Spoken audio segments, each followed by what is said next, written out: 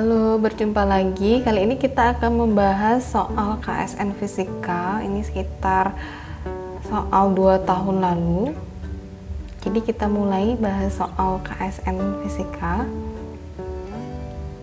Nah, soal pertama, ada suatu sistem yang terdiri dari 2 pendulum. Jadi pendulum pertama bermassa M besar dengan panjang 2L dan pendulum kedua bermassa M kecil dengan panjang L. Jadi maksudnya pendulum pertama itu adalah yang warnanya hitam, posisinya pertama pada horizontal atau mendatar, kemudian pendulum kedua yang berwarna biru posisinya adalah digantung vertikal seperti ini. Nah, pendulum pertama itu dilepas dari sudut 90 derajat. Jadi ini ya, dari posisi horizontal kemudian dilepas, dan saat berada di posisi vertikal itu dia bertumbukan dengan pendulum yang kedua, sehingga setelah tumbukan pendulum pertama itu mencapai sudut 90 derajat. Jadi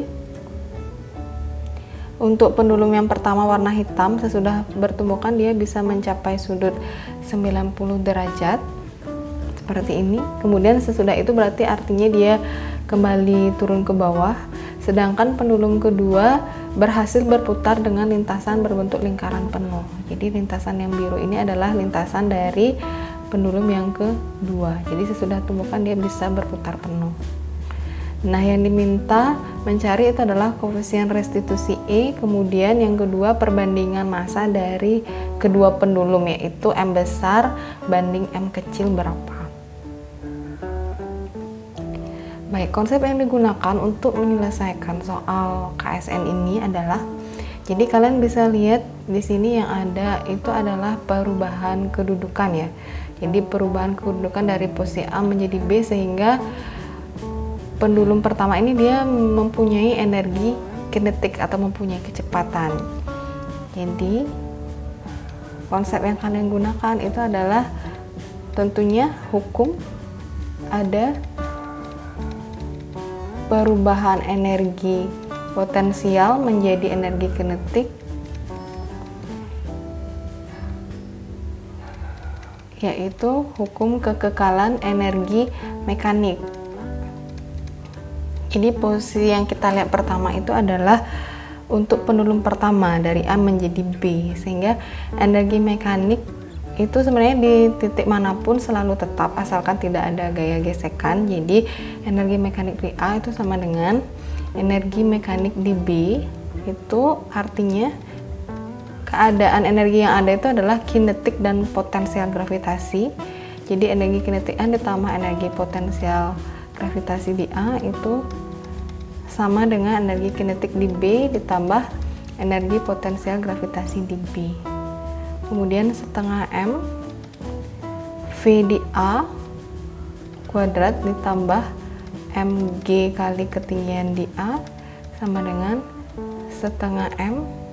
Nah, V di B ini adalah kecepatan pendulum sebelum bertumbukan. Kita misalkan V di B itu adalah V1 lambangnya, V1 kuadrat ditambah M kali G kali HB. Dan ini maksudnya adalah pendulum yang pertama ya. Pendulum yang pertama itu massanya M besar. Oke, ini massanya M besar semua.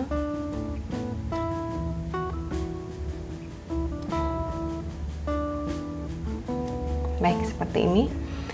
Nah, kemudian kita perhatikan di soal ini disebutkan pendulum 1 itu dia dilepaskan. Artinya kecepatan saat di A itu sama dengan 0. Sehingga ini nilainya adalah 0. mg kali ketinggian di A, yang namanya ketinggian itu kita ukur dari posisi di bawah, yaitu posisi B. Jadi ini adalah ketinggian dari A, HA. Jadi HA ini akan sama dengan panjang pendulum yang pertama, dimana panjang pendulum yang pertama disebutkan di soal tadi itu adalah sebesar 2L. Sehingga kita bisa ganti dengan 2L setengah M V1 kuadrat ditambah ketinggian B HB. Ketinggian saat di B berarti dia berada saat di posisi di bawah garis acuan, sehingga H di B itu artinya sama dengan 0. Sehingga ini hasilnya adalah 0. Kemudian ini bisa disederhanakan. V1 kuadrat itu menjadi 2 dikali 2GL, yaitu 4GL, atau V1 itu sama dengan akar 4GL. Nah, ini adalah persamaan pertama yang kita dapatkan, di mana V1 itu adalah kecepatan pendulum 1 sebelum bertumbukan dengan pendulum 2. Jadi sebelum tumbukan kita gunakan lambangnya seperti ini untuk pendulum 1. Nah, kemudian kita baru memperoleh kecepatan sebelum tumbukan untuk pendulum 1. Disebutkan di soal itu dari posisi B itu nanti sudah bertumbukan dengan pendulum 2, pendulum 1 itu akan mampu berputar sebesar 90 derajat saja. Berarti dia hanya mampu mencapai posisi C. Seperti itu. Sehingga kita bisa tuliskan ada juga kekekalan energi mekanik tentunya.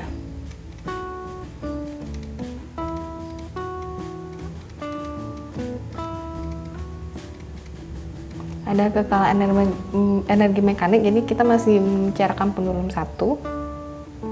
Untuk pendulum satunya dari istilahnya di sini kan dia bisa naik sesudah bertumbukan ya. Jadi posisinya saat di B sekarang, EM di B, tapi saya lamakan dengan aksen itu karena dia keadaannya sesudah bertumbukan seperti itu. Akan sama dengan EM di C. Jadi sama, energi yang ada itu adalah energi kinetik dengan potensial gravitasi. Ini juga energi kinetik dan potensial gravitasi. Nah, hanya saja ini setengah mv kuadrat. Tapi setengah mv kuadrat ini adalah yang menyebabkan dia bisa naik hanya sampai di C, itu adalah keadaannya karena dia sesudah bertumbukan dengan pendulum kedua. Jadi V yang di sini adalah V1, tetapi sesudah bertumbukan kita lambangkan dengan V1 aksen. Jadi ada nanti V1 aksen. Di sini adalah maksudnya kecepatan dari pendulum 1 atau pendulum pertama sesudah bertumbukan dengan pendulum yang kedua.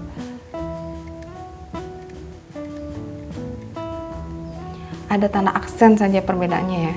Jadi setengah mv1 aksen kuadrat ini sesudah tumbukan ditambah mg kali h di B sama dengan setengah m saat pendulum 1 ada di C kuadrat ditambah m kali g kali h di C yang di C. Kemudian bisa kalian perhatikan kembali,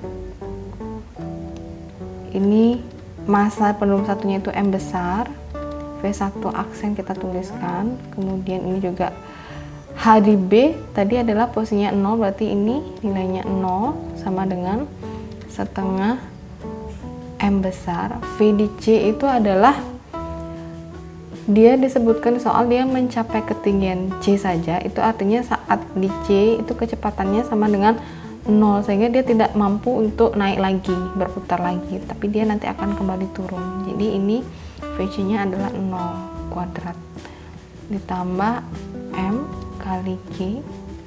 Kemudian ketinggian di C diukur dari titik acuan kita yaitu titik B, berarti HC ini akan sama dengan panjang dari pendulum kedua yaitu sebesar L. Nah, dari sini kita bisa memperoleh, jadi ini nilainya 0, kemudian M-nya bisa dicoret, V1 aksen kuadrat itu sama dengan setengah V1 aksen kuadrat itu sama dengan 0 ditambah G kali L, atau V V1 aksen kuadrat itu sama dengan 2GL. Bisa dituliskan kembali, V1 aksen sama dengan akar 2GL. Nah, ini adalah persamaan yang kedua. Jadi kita sudah memperoleh nilai kecepatan pendulum 1 sebelum tumbukan dan sesudah tumbukan dengan konsep kekekalan energi mekanik. Kemudian kita lanjut, kita juga bisa mencari dengan hukum kekekalan energi mekanik untuk pendulum yang kedua. Jadi di sini keadaannya adalah sebelum tumbukan, jadi pendulum kedua yang biru seperti itu ya. Jadi sebelum tumbukan itu pendulum kedua ada di sini. Seperti itu.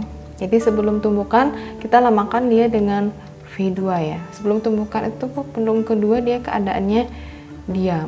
Tetapi sesudah bertumbukan, berarti di sini ada keadaan sesudah dia bertumbukan tapi masih di posisi B, kecepatannya itu menjadi setelah ditumbuh oleh pendulum 1 menjadi V2 aksen sehingga dia mampu berputar, disebutkan di soal adalah lingkarannya penuh seperti itu.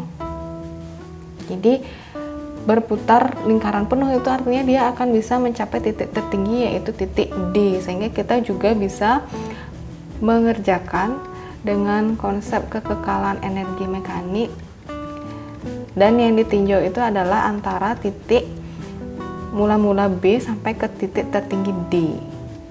Jadi energi mekanik di sini yang ditinjau adalah untuk pendulum yang kedua seperti itu.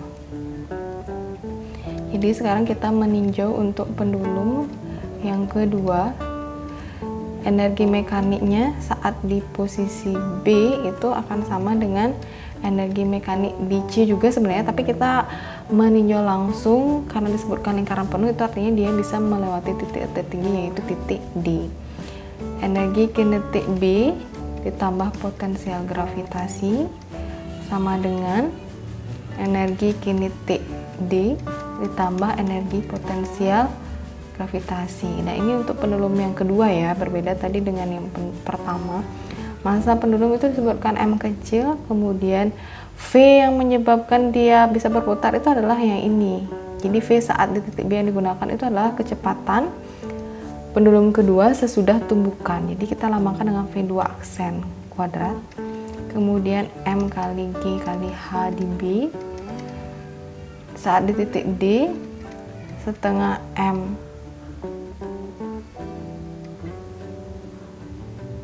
kali kecepatan saat di titik D, kita lambangkan dengan V2 tapi double aksen. Jadi di sini ada kecepatan tentunya V2 tapi kita lambangkan dengan double aksen. Jadi kecepatannya tentu berbeda ya saat di titik terendah dengan titik yang tertinggi. Seperti itu. V2 aksen. Ingat di sini kuadrat ditambah M kali G kali ketinggian titik D HD. Nah, kemudian kalian bisa langsung coret M-nya. Jadi setiap suku ada M, berarti bisa disederhanakan. Sisanya adalah setengah V2 aksen kuadrat tambah ketinggian di B. Ingat acuannya kita gunakan titik B, atau kalian bisa misalkan titik B itu adalah tanah, berarti ketinggian di B sama dengan 0, sehingga ini hasilnya adalah G kali 0 setengah V2 double aksen ini kecepatan di titik D tambah G kali ketinggian di D, itu artinya adalah ini HD yang panjangnya sama dengan panjang pendulum 1 sebesar 2L. Sehingga V2 aksen kuadrat itu sama dengan setengahnya pindah ke kanan jadi dikalikan V2 double aksen kuadrat ditambah 2 kali 2GL atau V2 aksen kuadrat itu sama dengan V2 double aksen kuadrat ditambah 4GL. Nah, jadi ini adalah persamaan yang ketiga. Jadi dengan konsep hukum kekekalan energi mekanik untuk pendulum kedua kita memperoleh persamaan V2 aksen. Jadi kecepatan 2 sesudah tumbukan besarnya sekian. Ada dua variabel yang tidak diketahui, yaitu V2 aksen dan V2 double aksen. Nah, untuk V2 double aksen, jadi ingat kalian bisa melihat setiap konsep itu dari gerakan dari sistem. Di sini sistemnya untuk pendulum kedua itu dia disebutkan bergerak melingkar ya. Jadi setiap konsep ada benda itu dia bergerak melingkar, kalian harus ingat di sana pasti ada gaya yang menyebabkan benda bergerak melingkar, itu disebut dengan gaya sentripetal. Jadi gaya sentripetal itu adalah gaya yang menyebabkan benda bergerak melingkar dan biasanya dia arahnya itu selalu menuju ke pusat lingkaran. Jadi dari konsep gaya sentripetal ini kita bisa mencari nilai berapa V saat di D atau kecepatan pendulum 2 V2 double aksennya saat berada di titik D, seperti itu. Nah, rumus Fs itu adalah gaya sentripetal M kali kecepatan kuadrat per R. R di sini adalah jarak atau jari-jari sampai ke pusat rotasi. Jadi pendulum 2 itu berotasi terhadap pusat yang ini. Berarti jari-jarinya ini R sama dengan panjang pendulum kedua yaitu L. Seperti itu. Kemudian kecepatannya adalah V2 double aksen, berarti seperti itu. Kemudian yang berfungsi sebagai gaya sentripetal berarti kita harus gambarkan gaya yang ada pada pendulum 2 saat dia berada di titik tertinggi. Jadi yang ditinjau itu adalah gaya sentripetal tapi saat di titik tertinggi karena dia bergerak melingkar. Dia digunakan tuh saat di titik tertinggi. Gaya yang ada itu sudah pasti gaya berat W seperti ini, W. Kemudian W ini arahnya menuju ke pusat rotasi, sehingga yang berfungsi sebagai gaya sentripetal di sini adalah W. W sama dengan M V2 double aksen kuadrat per R atau Mg sama dengan M V2 double aksen kuadrat per R. Nah, kemudian M-nya bisa dicoret. V2 double aksen kuadrat sama dengan G kali R atau R-nya itu adalah sebesar panjang pendulum kedua yaitu L, sehingga V2 double aksen itu sama dengan akar GL, seperti itu. Nah, sebenarnya di sini di saat di titik D ini juga ada gaya tegangan tali ya, T, tapi karena dia berputar lingkaran penuh seperti ini, dianggap dia nanti tegangan talinya di titik tertinggi itu sama dengan 0 gitu. Jadi yang ada itu hanya gaya berat saja, Mg. Nah, jadi di sini kita memperoleh nilai V2 aksen atau kecepatan pendulum 2 sesudah tumbukan sebesar akar GL. Jadi persamaan ini kita namakan persamaan keempat. Persamaan keempat ini bisa disubstitusi ke persamaan yang ketiga. Jadi disubstitusi ke sini sehingga nanti kita peroleh nilai V2 aksennya. Baik, kita tuliskan di slide selanjutnya, jadi tadi persamaan yang ketiga itu adalah V2 aksen kuadrat sama dengan V2 double aksen kuadrat ditambah 4GL. Kemudian persamaan yang keempat tadi itu adalah V2 double aksennya sama dengan akar GL, atau V2 double aksen kuadratnya sama dengan G kali L. Kita substitusi persamaan 4 ke persamaan 3 itu menjadi V2 double aksen kuadrat sama dengan GL ditambah 4GL, sehingga ini menjadi 5GL, atau V2 aksen itu sama dengan akar 5GL, persamaan yang ke-5. Jadi dari konsep pertama kita sudah memperoleh nilai V2 aksen, kemudian kita juga memperoleh nilai V2 double aksen. Kemudian dari slide sebelumnya kita juga sudah memperoleh nilai V1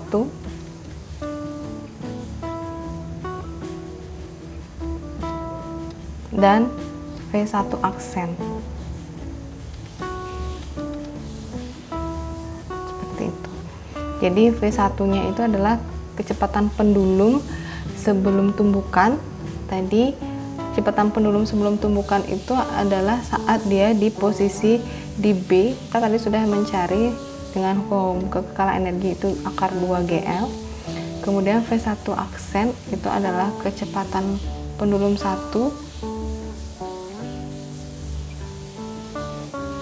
sesudah tumbukan.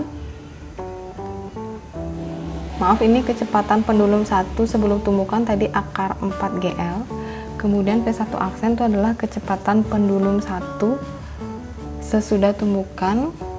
Kita sudah cari juga tadi nilainya akar 2GL ya. Yang ini tadi persamaan yang 1. Yang ini tadi persamaan yang 2. Seperti itu. Kemudian kita sudah mempunyai kecepatan sebelum dan sesudah tumbukan. Nah, di konsep momentum atau tumbukan itu dikenal ada namanya koefisien restitusi.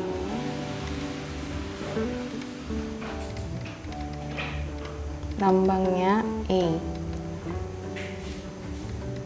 dimana E itu persamaannya adalah min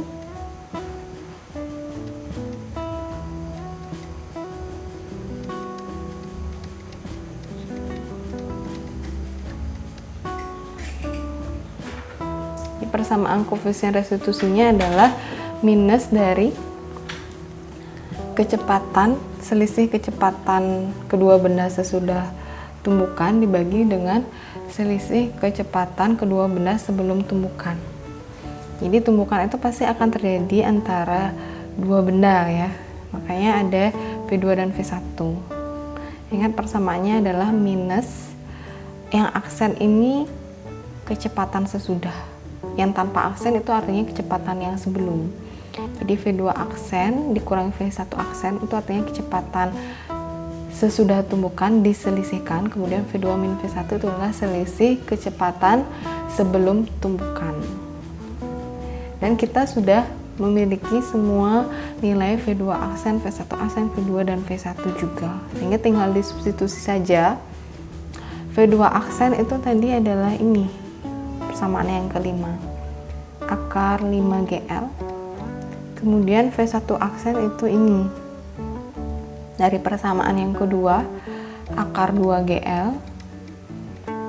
Kemudian V2 itu adalah kecepatan pendulum 2 sebelum tumbukan. Jadi pendulum 2 sebelum tumbukan itu kan dia posisinya digantung vertikal diam, berarti itu artinya V2 nya 0. Dan V1 itu adalah kecepatan pendulum 1 sebelum tumbukan. Jadi V1 itu dia posisinya pertama horizontal, kemudian saat di titik B sebelum bertumbukan tuh dia sudah memiliki V1. Jadi V1 itu tadi kita sudah cari nilainya adalah akar 4GL dari kekekalan energi ya.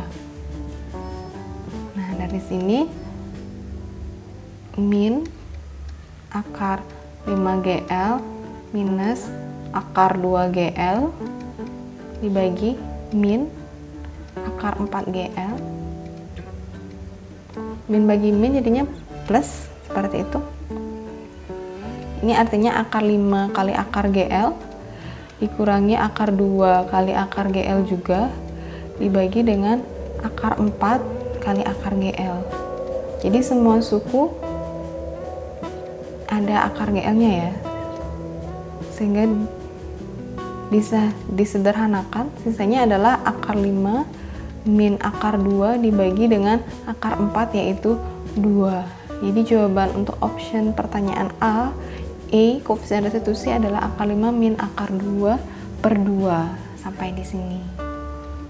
Nah, kita sudah memperoleh jawaban untuk opsi A. Kemudian kita lanjutkan ke pertanyaan di option B. Baik, untuk pertanyaannya option B yang ditanyakan itu adalah berapakah perbandingan antara pendulum 1 dengan pendulum 2 ya? Berapa? Oke. Tentunya jika ada proses tumbukan, jadi kalian pasti tahu setiap tumbukan, baik itu tumbukannya lenting sempurna, lenting sebagian, ataupun tidak lenting sama sekali, itu pasti dia berlaku ada namanya hukum kekekalan momentum. Jadi antara tumbukan benda 1 dan benda 2 ini pendulumnya berlaku hukum kekekalan momentum. Momentum itu dilambangkan dengan lambang P besar. Persamaannya adalah M kali V.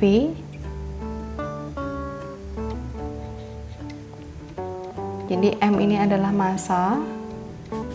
Kemudian V ini adalah kecepatan dari benda. P ini adalah momentum.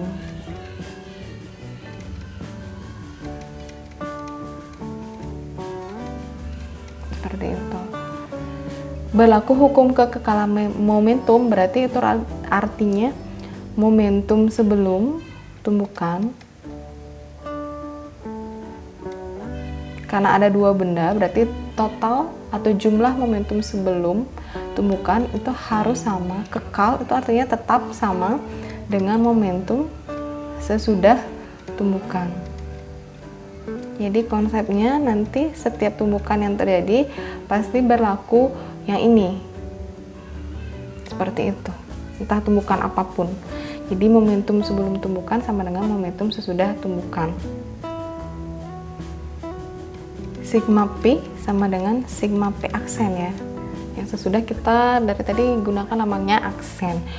Nah, sebelum tumbukan itu ada pendulum 1 kali V1, kemudian rumus momentum M kali V, sehingga ini artinya momentum 1 ditambah momentum 2 yaitu M2 kali V2 sama dengan momentum 1 sesudah tumbukan yaitu M1 kali V1 aksen ditambah momentum 2 sesudah tumbukan berarti M2 kali V2 aksen. Nah, M1 masanya M besar. V1 itu adalah pendulum 1 saat dia posisinya di sini kan. Ini ya. V1. Jadi tadi kita sudah peroleh nilai V1-nya adalah akar 4GL, bisa disubstitusi langsung.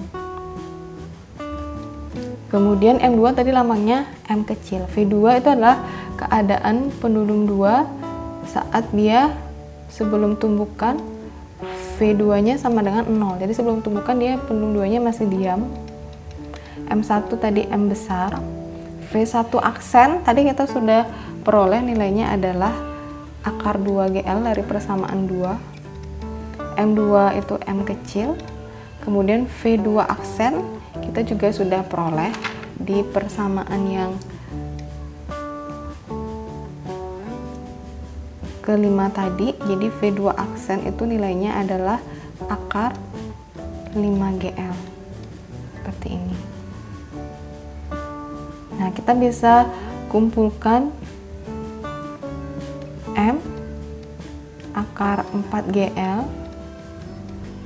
kemudian kekumpulkan sesama M besar minus M akar 2GL sama dengan M kecil akar 5GL.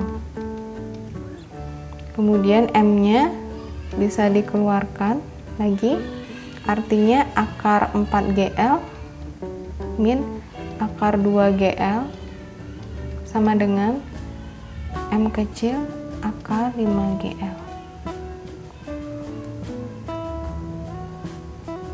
Nah, kemudian kita ingin mencari nilai perbandingan antara M besar dibanding M kecil, sehingga yang pindah ruas itu adalah M kecil ke kiri dan persamaan kurung kurawalnya ini pindah ke ruas kanan menjadi dibagi.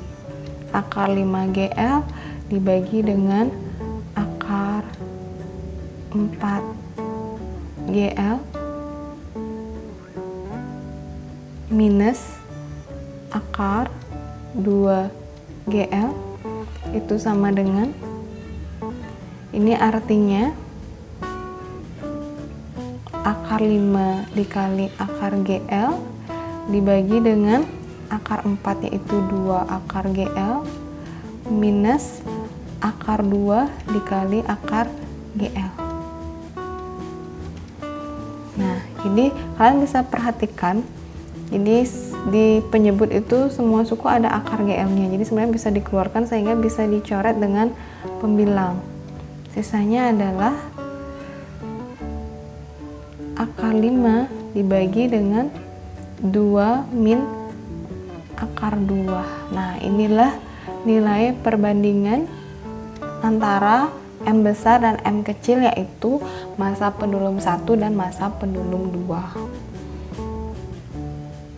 Baik, itu tadi pembahasan kita tentang soal KSN. Kemudian jika ada yang ingin ditanyakan, kalian bisa tuliskan di kolom komentar. Silahkan like dan subscribe untuk mengikuti video kita selanjutnya. Selamat belajar, semoga bisa dipahami. Sampai jumpa lagi di video selanjutnya. Terima kasih.